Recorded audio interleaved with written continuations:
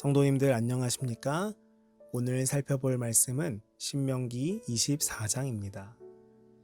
신명기 24장은 가난하고 어려운 사회적 약자에 대한 규례입니다.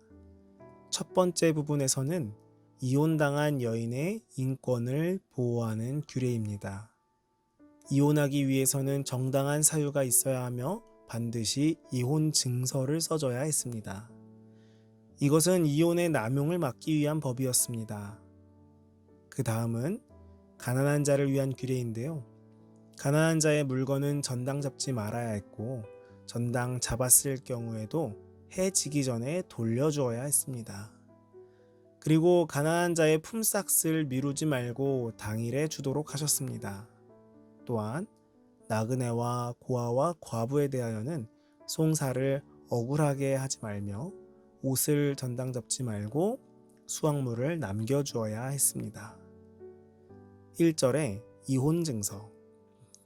이혼증서를 써주고 아내를 내보낸다는 것은 당시의 남성 우월주의 사회의 문화를 반영하는 것 같지만 사실은 오히려 이혼을 함부로 할 수 없도록 방지해주는 측면이었습니다. 이혼하기 위해서는 첫째로 수치스러운 일, 즉 이혼할 만한 정당한 사유가 있어야 했습니다. 그래야 이혼 증서를 쓸 수 있었습니다.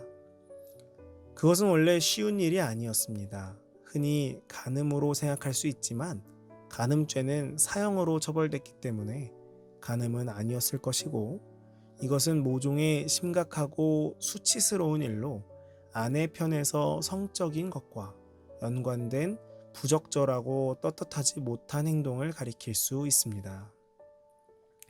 하지만 사형을 받아야 하는 사실상의 간통보다는 덜 심각한 일이었을 것입니다.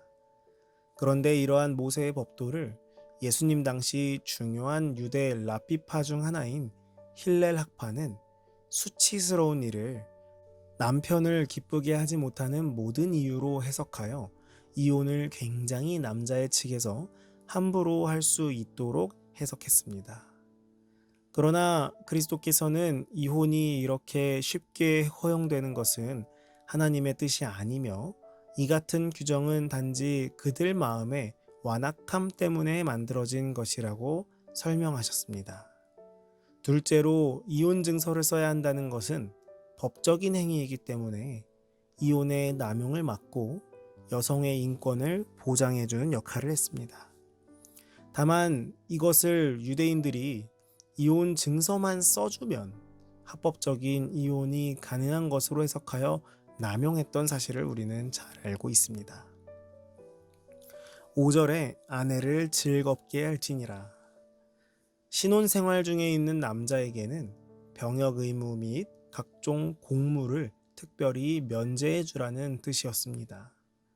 이러한 규례는 두 남녀가 한 몸을 이루어 아름답고 화목한 가정을 이루도록 하기 위해 하나님께서 제정하신 특별한 규례였습니다.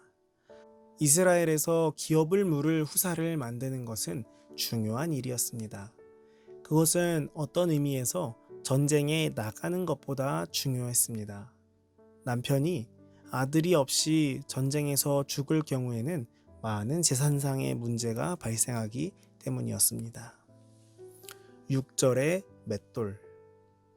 맷돌을 전당 잡지 말라는 것은 맷돌이 살아가는데 필수적인 물건이었기 때문이었습니다.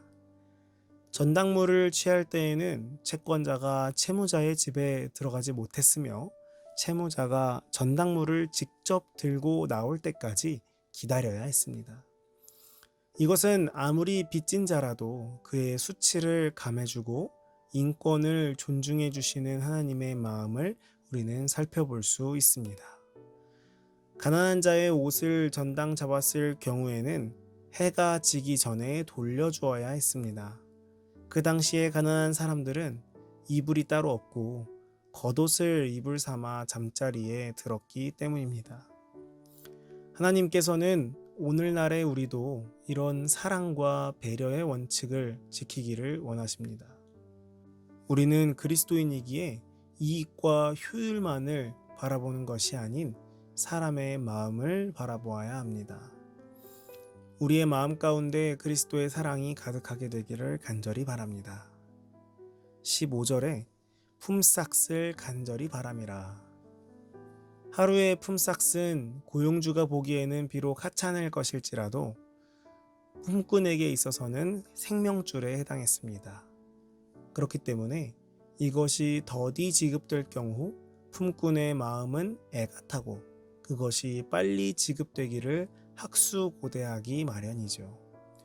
그렇기 때문에 이 규례의 기본 정신은 가진 자가 없는 자에 대하여 좀 더 따뜻한 마음으로 인격적인 대우를 해주라는 것과 또한 없는 자의 딱한 처지를 10분 이해하고 임금 지불에 최선을 다하라는 것입니다. 바로 이러한 것이 모세를 통해 주신 율법의 근본 정신, 이웃사랑의 정신이었습니다.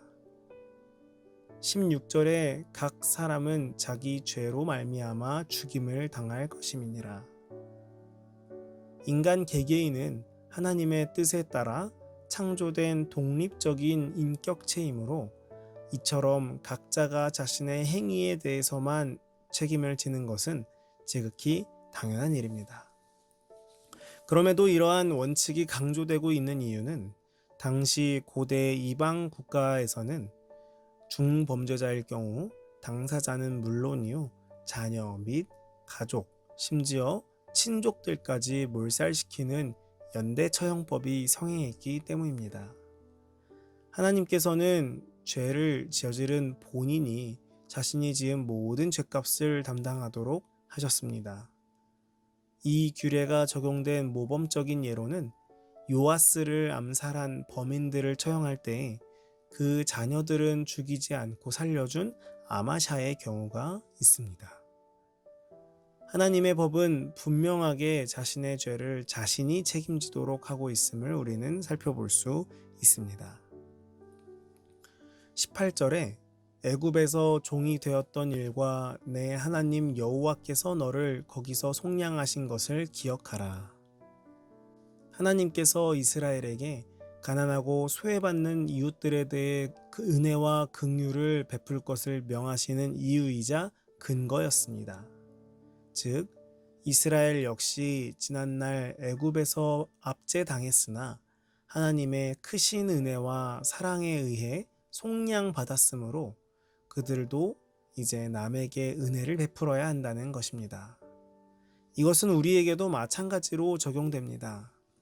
우리는 우리를 죄에서 속량하시기 위하여 독생자 예수 그리스도를 십자가에 내어 주시기까지 하신 하나님의 사랑을 입고 사는 자들입니다. 그렇기 때문에 하나님이 우리에게 먼저 사랑을 베푸신 것처럼 우리도 역시 우리 주변의 이들에게 사랑과 자비를 베풀어야 합니다. 우리가 받은 사랑을 내가 좋아하는 사람, 내가 준 만큼 다시 받을 수 있는 사람에게만 주는 것이 아니라 아프고 어려운 이들, 경제적으로 뿐만 아니라 마음 혹은 영적으로 어려운 이들에게 사랑을 주는 우리 모두가 되기를 간절히 바랍니다. 오늘은 어려운 이들, 사회적 약자에 관한 규례를 살펴봤습니다. 하나님께서는 사랑과 배려 그리고 긍휼을 살펴볼 수 있는 규례들을 이스라엘 백성들에게 주셨습니다. 오늘날 우리의 곁에도 사랑이 많이 필요한 이들이 있습니다. 말로는 쉬운데 이것을 실천하기가 정말 얼마나 어려운지 아마 우리 모두가 잘 알고 있을 것입니다. 나의 힘이 아닌 그리스도의 사랑으로 우리 모두 사랑을 나누는 주의 형제자매 되기를 간절히 바라면서 아침 말씀을 마치겠습니다. 오늘은 청년반의 이낙규 청년을 위해 기도하겠습니다. 하늘에 계신 아버지, 이낙규 청년을 위해 기도합니다. 이낙규 청년이 교회에서 여러 가지 봉사를 하고 있습니다. 직장 생활이 바쁘고 힘듦에도 불구하고 주의 교회와 하나님께 찬양과 예배로 나아가는 이낙규 청년에게 복을 허락하여 주시옵소서. 오늘 살펴본 말씀처럼 우리 주변의 어려운 이웃들에게 사랑과 관심을 가질 수 있도록 하여 주시옵고 우리 마음 가운데 주의 마음이 가득하도록 주의 사랑이 가득하도록 함께하여 주시옵소서. 예수님 이름으로 기도합니다. 아멘.